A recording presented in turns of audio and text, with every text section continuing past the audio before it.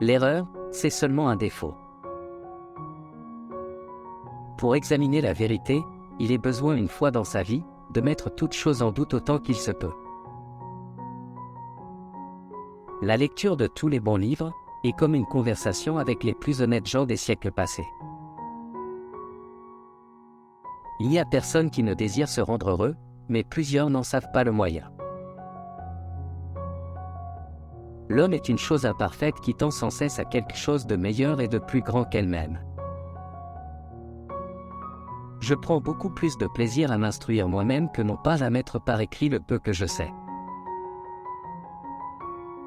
Souvent une fausse joie vaut mieux qu'une tristesse dont la cause est vraie. Le bon sens est la chose au monde la mieux partagée, car chacun pense en être bien pourvu.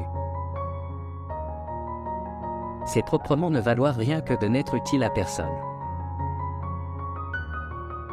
Pour atteindre la vérité, il faut une fois dans sa vie, se défaire de toutes opinions que l'on a reçues, et reconstruire à nouveau et dès le fondement le système de ses connaissances. Car ce n'est pas assez d'avoir l'esprit bon, mais le principal est de l'appliquer bien. Passion et passivité de l'âme et activité du corps. Ainsi les plus généreux ont coutume d'être les plus humbles.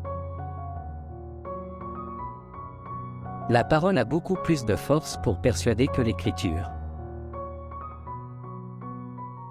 C'est proprement avoir les yeux fermés sont tâchés jamais de les ouvrir que de vivre sans philosopher. Le bon sens est la chose du monde la mieux partagée, car chacun pense en être si bien pourvu que ceux-mêmes qui sont les plus difficiles à contenter en toute autre chose, n'ont point coutume d'en désirer plus qu'ils en ont.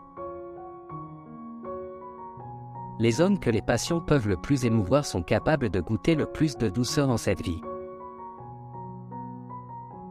Toute science est une connaissance certaine et évidente. La puissance de bien juger, de distinguer le vrai d'avec le faux, qui est proprement ce qu'on nomme le bon sens, ou la raison, est naturellement égale en tous les hommes. Changer ses désirs plutôt que l'ordre du monde.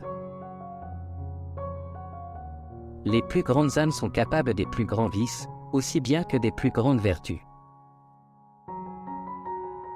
Il n'y a rien qui soit entièrement en notre pouvoir sinon nos pensées. Lorsqu'on emploie trop de temps à voyager, on devient enfin étranger en son pays. La volonté est tellement libre de sa nature, qu'elle ne peut jamais être contrainte. Les passions sont toutes bonnes de leur nature et nous n'avons rien à éviter que leur mauvais usage ou leurs excès. C'est aussi le même de converser avec ceux des autres siècles que de voyager. On connaîtra bien qu'il est malaisé, en ne travaillant que sur les ouvrages d'autrui, de faire des choses fort accomplies.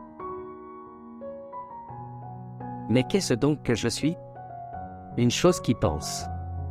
Qu'est-ce qu'une chose qu'il pense ?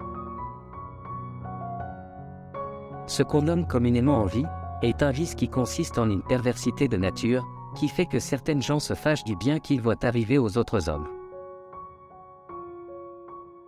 La raison est la seule chose qui nous rend hommes. J'appelle absolu tout ce qui contient en soi la nature pure et simple que l'on cherche.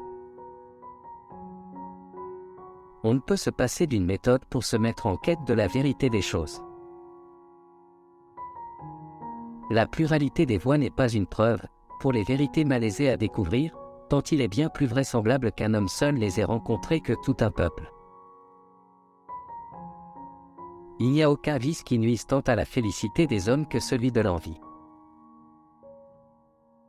Ce qui est ordinairement le plus envié, c'est la gloire.